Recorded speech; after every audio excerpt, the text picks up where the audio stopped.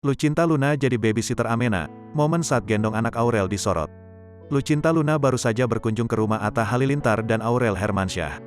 Kedatangannya itu sembari ingin menengok putri mereka, Amena Hanan Nur Atta. Di kesempatan itu, warganet langsung dibuat terpana saat Lucinta Luna menggendong Amena. Momen tersebut dibagikan Lucinta Luna lewat unggahan terbarunya di Instagram. Di sana, Lucinta Luna sedang duduk bersama Atta, Aurel dan salah satu tamu yang lain.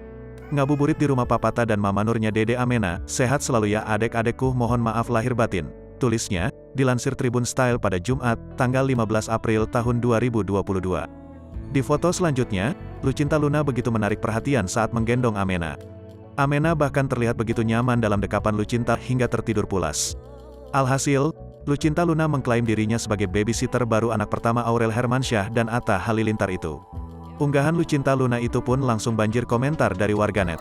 Kalau udah gede pasti bangga waktu kecilnya pernah dinyanyiin Lisa Black Pepper. Jangan dibawa pulang ya Ratu, ujar warganet.